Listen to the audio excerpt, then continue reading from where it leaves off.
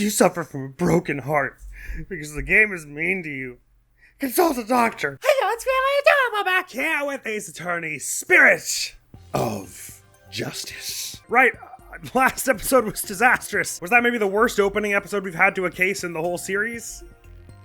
I'm not sure. There were some doozies in Ace Attorney 4 and 5. But I kind of feel like Turnabout Academy or whatever it was called, the school one from the previous game, was kind of like that, where like I lost all my health at the beginning, but then I held on to that little bit of health for the rest of the case.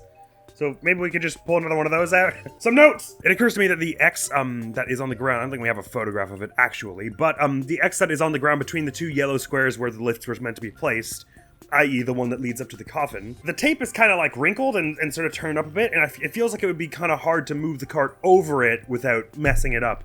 Which kind of suggests to me that maybe it was placed there only after Trucy had already shoved the lift up and gone up on stage. So that could play for our benefit in the future. I don't know, but maybe they might just say that the tape is close enough to the ground that the cart would roll over it. I was thinking it was surprising that Bad Baddie got outed so quickly in this case. You would think that would be a twist, like at least even if Apollo and Athena know that it would be a twist they would save for the gallery and the judge for a bit later, right?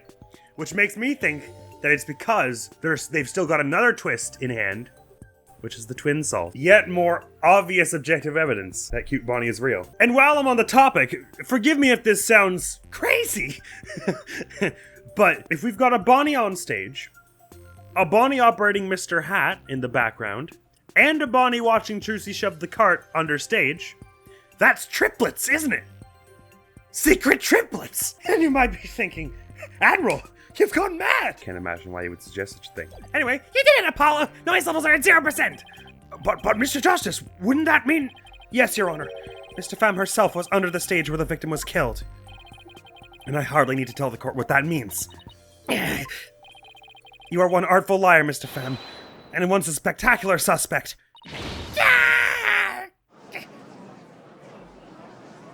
Take that! Nice umbrella, the umbrella blowing backwards. It's an awesome animation. Why, you shiny red lobster boy! You're saying I killed Mr. Reyes! I'm saying that's a possibility. What's more, I say you had a solid motive to frame my client for the murder as well. You did want to go to jail! And also, you didn't like her or whatever. Objection. My apologies for raining on the defense's merry revelry, but she was on stage is what you're about to say. But you seem to have forgotten one very important point. Oh, really? The TV footage, as you can clearly see. Mr. Pham was on the stage the whole time. The entire audience can bear witness to that fact, including you. Oh yeah! You have just taken a long and senseless journey only to return to the starting line. The witness could not have been in the understage passage, which means the only one left who could have killed the victim is the accused. Ah! I guess the party's over. But Mr. Pham knew something she couldn't have known unless she was under the stage. How do you explain that, Prosecutor Sanmati? It's quite simple. The accused must have told Mr. Pham about it, but then forgot. Also, maybe it's missed a fam? Missed something? Missed a femme, missed a woman, as in we missed the twin!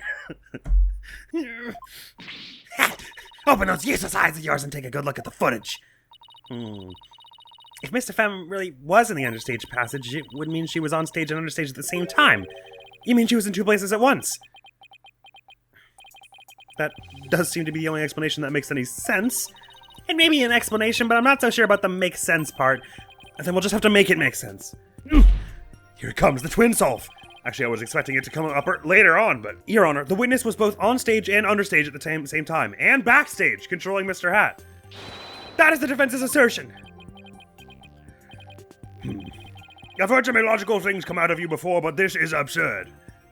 Excuse you, Your Honor. Last game, you accepted the possibility... I can't let go, okay? That you accepted the possibility that the suspect grew wings and flew out the window. You were just cool with that. I'm sure you'll change your tune once you hear my reasoning, Your Honor. My gut tells me you're bluffing, but all right. Very well, Mr. Justice. How do you explain how the witness was in two places at once? There were two Bonnies! There were two Bonnies, Your Honor.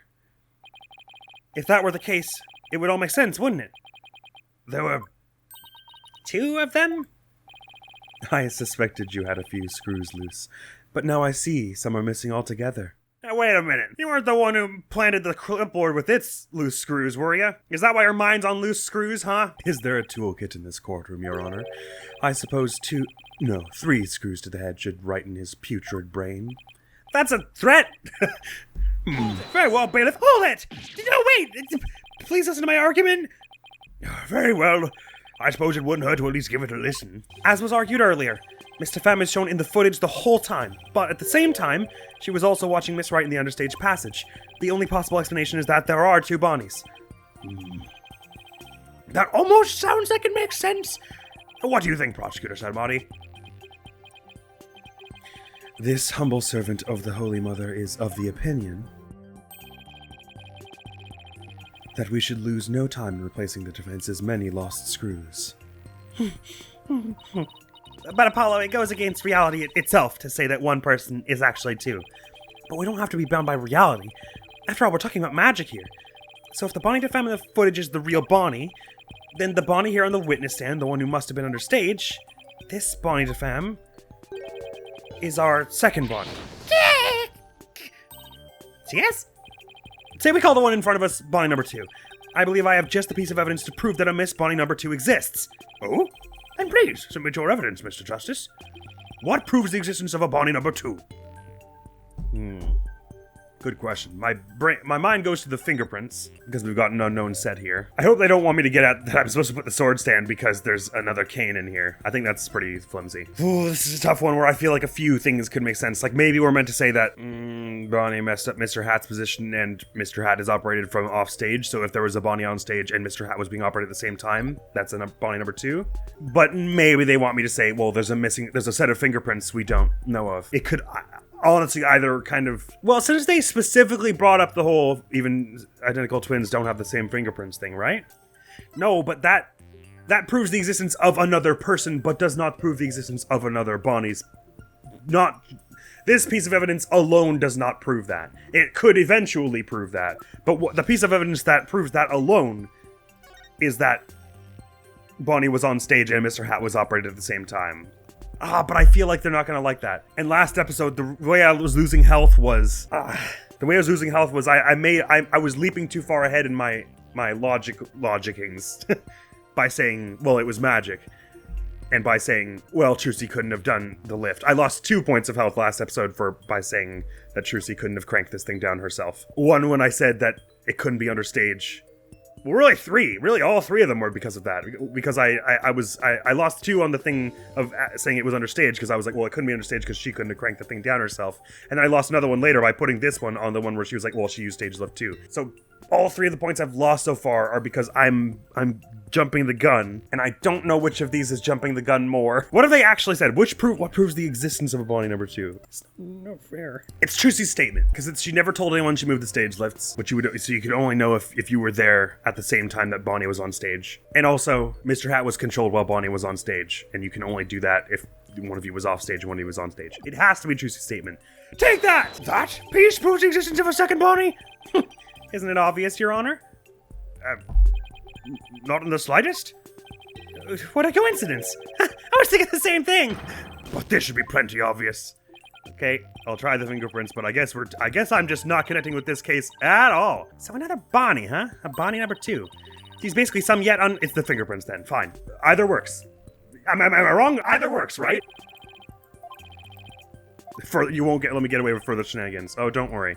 Painfully obvious. Man, that is weird. It's a little upsetting. I felt like at the end of Dual Destinies, I was like, okay, like, you know, there were a few unusual ones in this one, like where they would say, we checked all the camera and they just lied and they didn't. And at the beginning of this game with the first case, I was really thinking they were kind of past that. But I mean, they've already said you can only operate Mr. Hat from behind stage. So if there's someone on stage and someone operating Mr. Hat, it has to be 2 people. And it feels like either should work. But, and this one does not prove the existence of a second Bonnie, just a third unknown person. But fine! What's this? During our investigation, we found a set of unknown prints on the coffin on the stage. These prints were most likely left during the course of the show. But they didn't match the prints of any of the people involved in this case. An unknown third party's fingerprints. I was not told of this. Really? Didn't realize I'm always allowed to just do that. I thought that, isn't that, like, illegal? Emma must have kept it from him. So, the question is, who could these prints possibly belong to?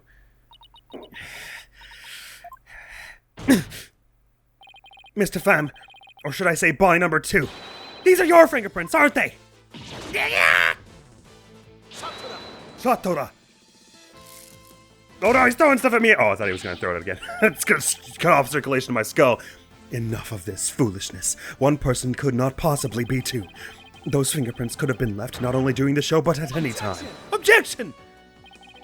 It's not like you to lose your cool like that, Prosecutor Sadmati. I said, being the first day allegedly that I know you. By the way, I've heard all the memes that Apollo has like 6 different backstories in every game. And with his connection with Sadmati, are we gonna learn that Sadmati is Apollo's long-lost father who's only 4 years older than him? Or 3? Or no, 1 at this point. Or his brother or something? Or is Apollo actually from Khura'In? Maybe Talassa and or Zach are originally from Khura'In. How close is Khura'In to Virginia? And I'm sure you know that exactly when the fingerprints were made is not the main issue.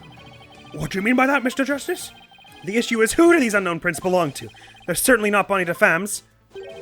But what if they belong to the person standing right in front of us? Oh!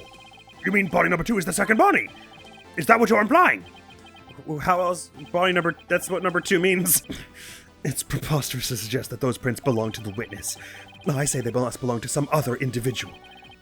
Prosecutor Sadmati, can you really look at her and still say that?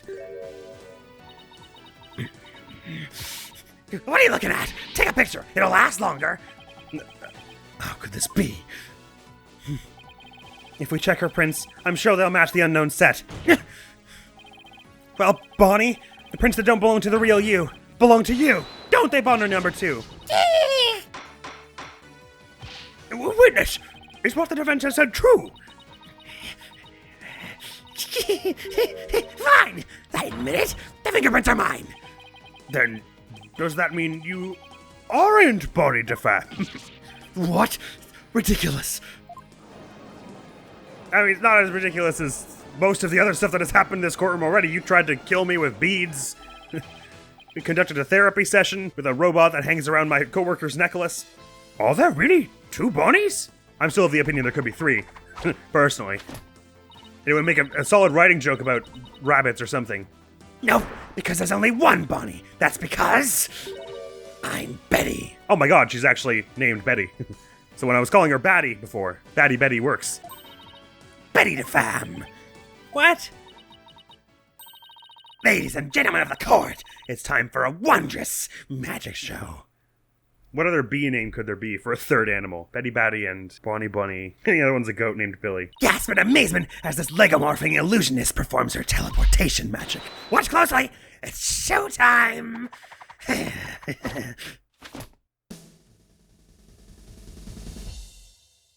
How does this fool the people in the gallery who can see? Oh, because she turned off the lights.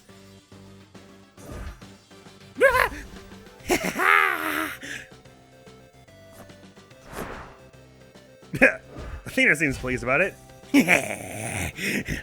Please get off my desk.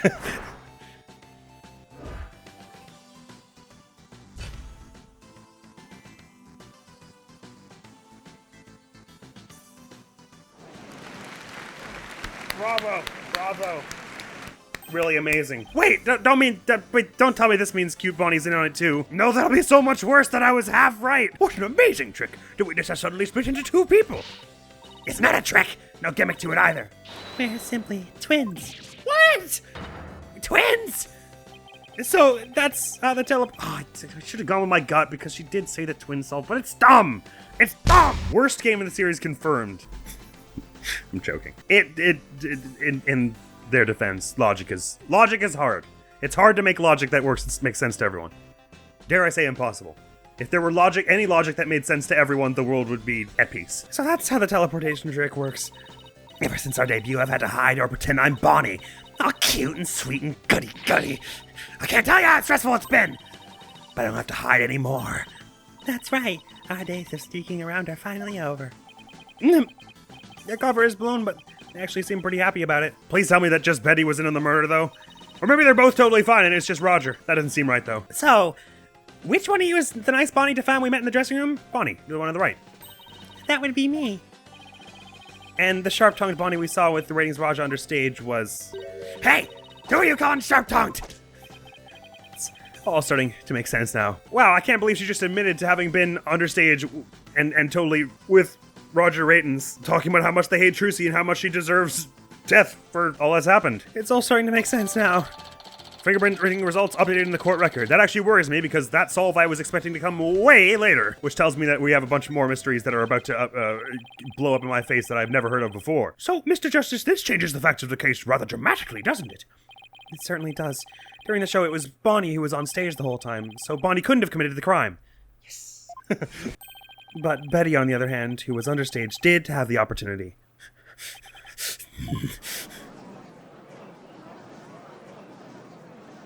I thought that Bonnie was willing to just blow her cover there, knowing full well that this would mean her sister would potentially get indicted. Well, so we now have 2 suspects. Hold it. Hold it! Wait just a minute there, Lobster Boy. I didn't do it. That's right. Betty might have a foul mouth, but she'd never kill anybody. Hey! Who's got a foul mouth here? Oh, Well, speak up! Huh? Hold it! Please save your sibling squabbling for later. Betty, you must have been on the understage passes during the show. Otherwise, you wouldn't have known about the stage lifts being moved. So, what exactly were you doing down there? Fine. I'll testify. Anything to get you off my back. You know what? Even if we die now, and Trucy gets convicted, at least we saved Bonnie from suspicion. Trucy can die happy. Fine. I'll testify. Anything to get you off my back. Prosecutor Sadmari, Betty DeFam is ready to testify. What do you say? He's having a rough day, first day in Japanifornia, I gotta say. Betty, you lied to this humble servant of the Holy Mother. Hey, what else can I do? Couldn't blow our cover and ruin our magic act. You know, until now. Besides, am I gonna go to your Twilight Hell or whatever for being a liar? You will indeed. However, it won't be after your death. Rather, I shall give you a taste of your punishment on this mortal coil in interrogation hell.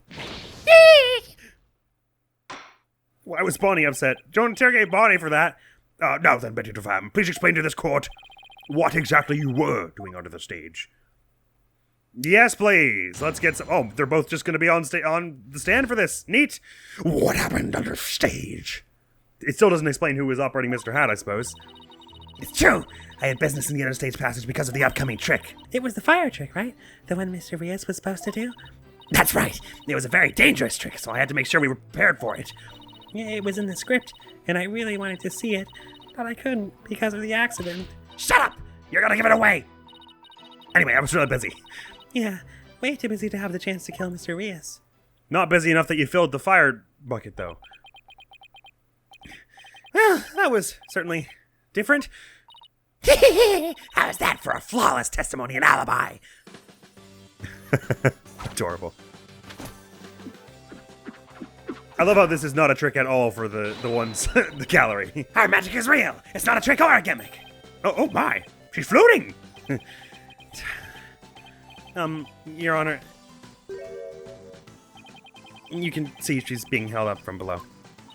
You were supposed to pretend you didn't see that. It's a little something called etiquette. But I can't help it. Whenever I see a contradiction or inconsistency, I just have to point it out. Now then, the defense may begin its cross-examination. And please don't make it obvious and cock up this time. Cross-examination. What happened on a stage? Up-tempo, but that's certainly not the end of the case, just yet. It's true I had the business in the understage passage because of the upcoming trick. It was the fire trick, right? The one Mr. Rios was supposed to do. That's right, it's a very dangerous trick, so I had to make sure we were prepared for it. It was in the script, and I really wanted to see it, but I couldn't because of the accident. Which, in theory, tracks, because that should have come after, but there was some fire going on earlier on. Shut up, you're gonna give it away. Anyway, I was real busy. Yeah, way too busy to have the chance to kill Mr. Rios. I think what we're gonna get at here is that the fire bucket was obviously wickedly underprepared. And not even understage, actually. So Betty was too busy getting ready for the next trick to have time for murder, huh? There must be some way to prove that that wasn't the case. I agree. What I don't know is if I can just push the bucket here or here, so I'll push on both of them first. It was the fire trick. Hold it! Bonnie? We're trying to get Betty's testimony right now, so... Oh, right. I'm sorry. You can step down if you'd like. I'm worried about Betty, though. She can lose her temper and say awful things sometimes. Hey, what are you, my mother? Don't forget, I'm the older sister. You got that? Me? Yes, I got it. Older sister as of what, like 3 seconds? I guess I'd worry about Mountain Betty constantly blowing her top if I were Bonnie, too. So, Betty, you were down on stage getting ready for the fire trick, were you? That's right. It's a very dangerous trick, so I had to make sure we were prepared for it. Hold it! And you were taking every necessary precaution. Is that right? Of course, every precaution. After all, it's a very dangerous trick that uses real fire. I mean, we had to be ready in case the curtain caught on fire or something, right? By the time people realized it wasn't a part of the act, it might be too late, huh? If by people you mean Athena Cykes, then yes. Wow, a fire trick. That sounds really impressive. Your beard would go up in smoke, old man. I bet people mistake you for a cue ball or something without it. What, a cue ball? Betty, don't be rude to the judge. Betty, you know that fire trick? Right, okay, I think we can put it there, though. Sorry, Bonnie, I didn't mean to cut you off, but you most certainly were not prepared for it. Objection! I hate to break this to you, Betty, but there's a big flaw in your testimony. As big as the one in that floating trick you did earlier. Harsh words. Well, let me tell you something, forehead boy. No one has ever figured out how we do our teleportation trick. No one except me, you mean? Well, we have even better tricks up our sleeves. Huh? We do? I told you to keep it separate. No, don't fight you two. Mr. Justice, watch this about a flaw in the testimony. The script has this to say about the fire trick. This will be dangerous. Make sure the fire bucket is ready. However, we found the fire bucket lying empty backstage except for a layer of dust.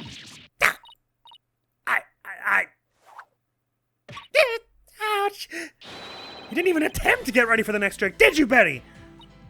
You got me! Damn, you got me! Ah, here comes Paul's ejection theme. Sweet. Pt.11, you will explain yourself. No, I won't. There's nothing to explain. Come on, Betty, we can't hide it any longer. You might as well tell them. Shut up! You can barely take care of yourself. Don't try and tell me what to do. Don't tell her to shut up! Well, if neither of you will explain, I guess I'll have to. The reason Betty didn't prepare for the fire trick is because she... Oh, knew the show wouldn't go on. Oh yeah, that probably makes sense. Knew the show wouldn't go on. I hadn't thought of that, but that is a perfectly logical explanation.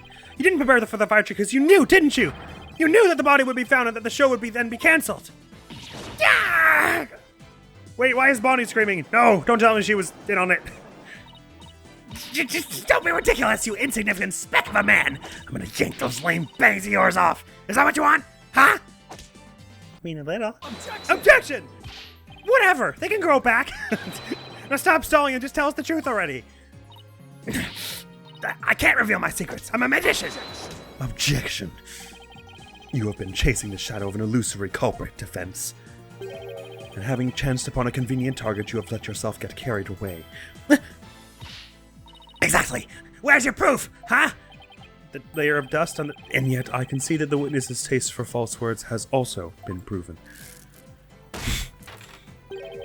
I advise you to confine your deceitful trickery to your magic act, witness.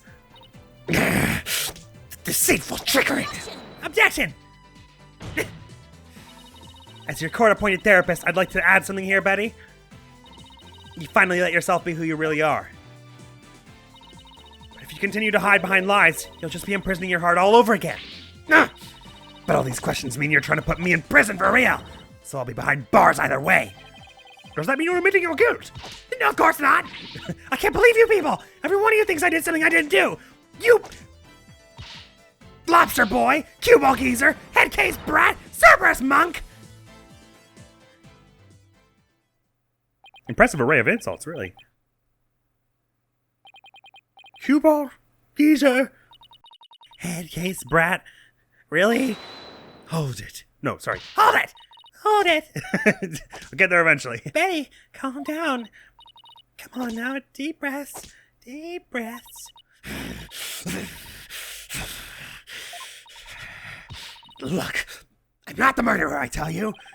Then how did you know the show would be called off before the fire trick? Because she knows the murderer. I told you, we can't reveal our secrets. We're under contract. Either from your triplet or from Roger. Contract? What is she talking about? Be that as it may, you're obviously a suspect in this case. Objection.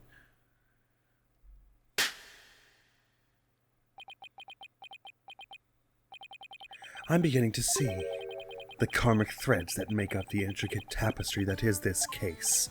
Ah! Allow me to summarize your assertions, defense. First, that the victim was killed in the understage passage, and second, that the witness and the accused are the only two who could have done it. Exactly. What's more, Betty knew that the body would be found, and that the magic show would then be called off. Therefore, it's reasonable to conclude that Betty killed the victim understage. But what if Betty knew that the show would be called off for some other reason? Like what? I don't know. In the course of my investigation, I found it strange that the dragon set piece fell when it did. Oh, good. I was starting to think you were stupid or something. That, in conjunction with the body tumbling from the coffin in such a dramatic fashion, all seemed too perfect for mere happenstance.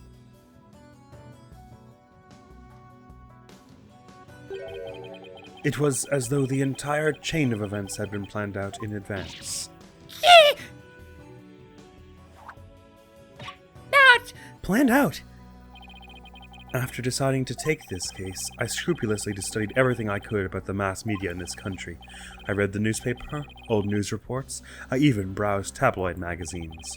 How very industrious of you! I'm impressed! During this process, I learned about a strange practice favored by the TV world. Publicity stunts is what we're getting at. A practice called the hidden camera prank. Betty and Bonnie, you knew about this, did you not? So there was a camera prank to film the audience reaction, is that it? About the dead body appearing, the set piece falling, the show being suspended. You two were informed of this plan by Take-Two TV in advance, correct? Yeah! Is that true? Betty, please, let's tell him now. I can't hold it in anymore. Dang it! Fine, you got us. Everything the prosecutor said is true. TV station paid us to cooperate with them on this plan. It was all a prank. A big setup, planned out in advance. Mr. Rhea showing up dead in the coffin. The set piece falling down. It was all completely scripted. But he's actually dead, though. It was all a prank?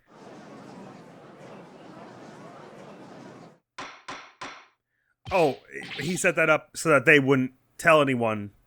Oh, okay, right. So that would suggest that Roger is the murderer. It would suggest, I'm not certain yet, because that way he could guarantee their silence, basically. Because it would be pretty hard for anyone to believe that he told them a fake body would come out, and then he had the real body come out. Bonnie, is this really true?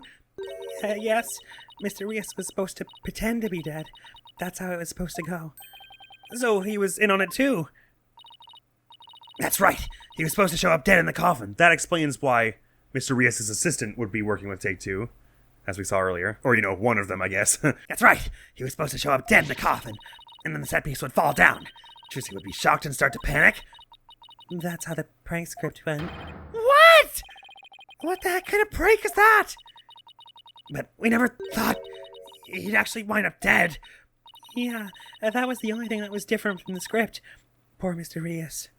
That was the only thing?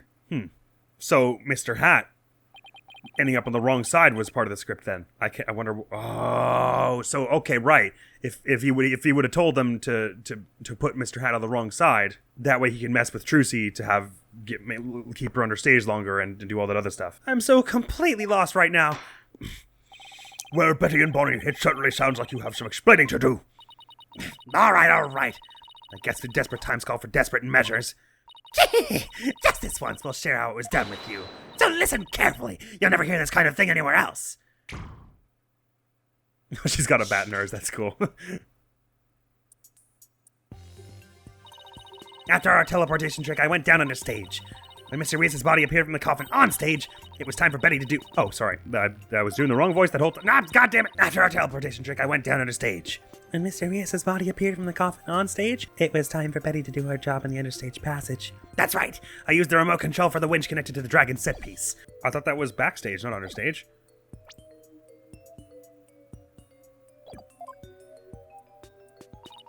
And made it fall down. And just before the dragon fell, I called Trucy to the backstage so she wouldn't get hurt. What? But she runs off stage in the video, and even though we don't see it, Bonnie is supposed to be on stage at this time also. How she could have called her backstage while also being on stage with her, I don't really know. Okay, I guess fair enough, you don't really see where she goes. She goes to the right, which there might be that she peeks behind the curtain after that. Alright, fair enough. After that, the plan was for Mr. Reese to come back to life in front of a panicked Trucy. He was supposed to laugh and fly up and away. That was how it was scripted anyway. But for some reason, he really did turn up dead. So he kind of just stayed on the ground. What kind of sick joke is that?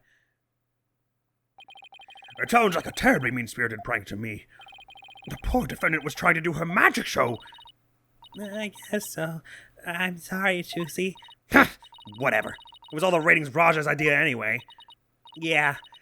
It sounds like just the kind of thing a guy like him would come up with. I thought the same thing myself. This is the prank plan script we got from the ratings Raja.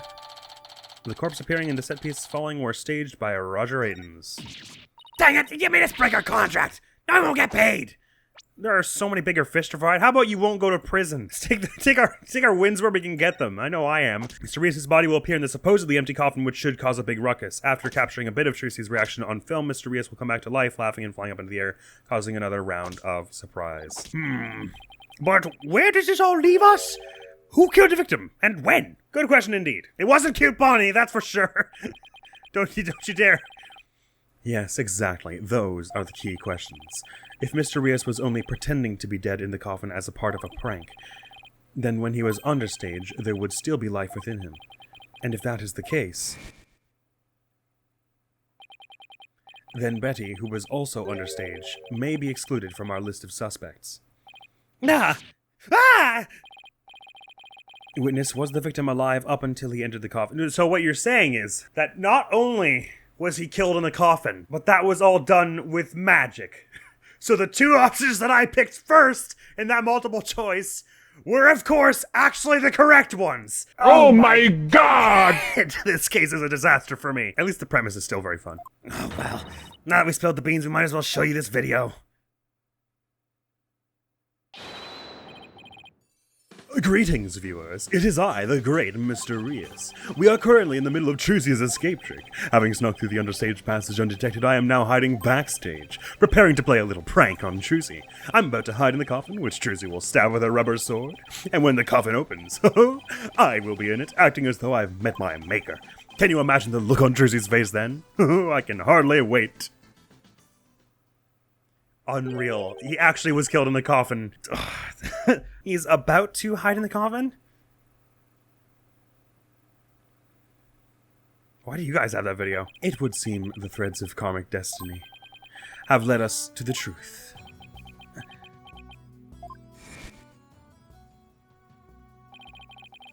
The victim passed through the understage where Betty DeFam was,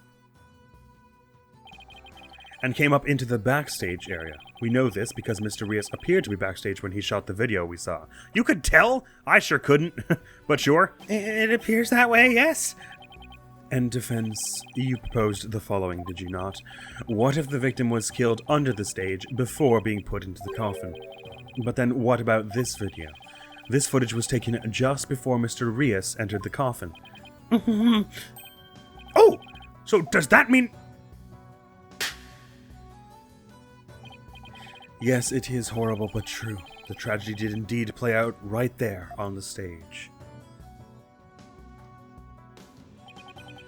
When into the coffin where Mr. Reese was hiding, Trucy Wright thrust her blade.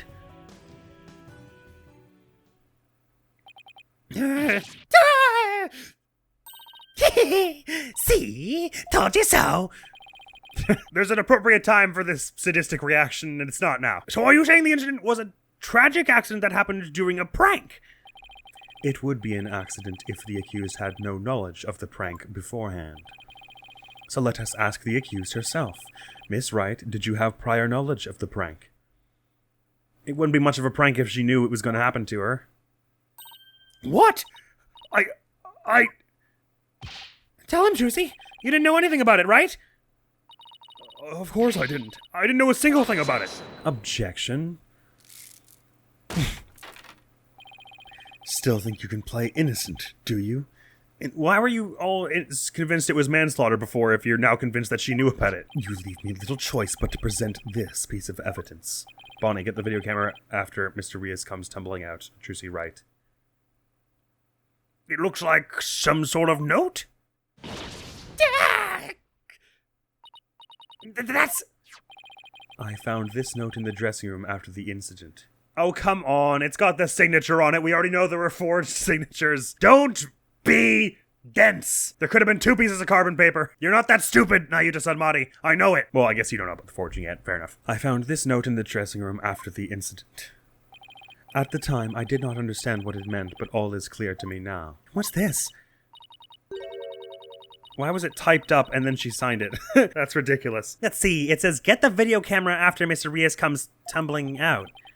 It is a note signed by the accused, instructing Bonnie to collect Mr. Rios' video camera from him, it seems. I mean, seriously, you can't think Trucy's dumb enough to type up a thing and then sign it instead of just saying it to her face or typing it up. Why? There's no way that would ever happen. I don't get it. It doesn't make any sense. I found it in the dressing room before the show. When I saw it, I realized that Trucy knew about the prank. It does bear her signature. I'll give you that much. I don't find in the dressing room after the incident that bears Trucy's signature. So the defendant had prior knowledge of the prank. It would appear so, yes. Sorry, what particularly is said on the note? Get the video camera after Mr. Rios comes tumbling out. It does not even say tumbling out of the coffin. Maybe the fire trick involves some kind of tumbling out. It would appear so, yes. It would also appear that we are just out of time for this episode. So that's afraid I'll have to get it after this time. Oh no, it got worse. We're still not dead yet, but nope. Yet another case where the logic is just completely at odds with my brain. I'm so sorry about that. But it happens. It does indeed happen. Sometimes it just happens. But you know what? We proved that there's something in my eye. Ow! But you know what? We proved that cute bunny wasn't the killer, so I consider this at worst a temporary win.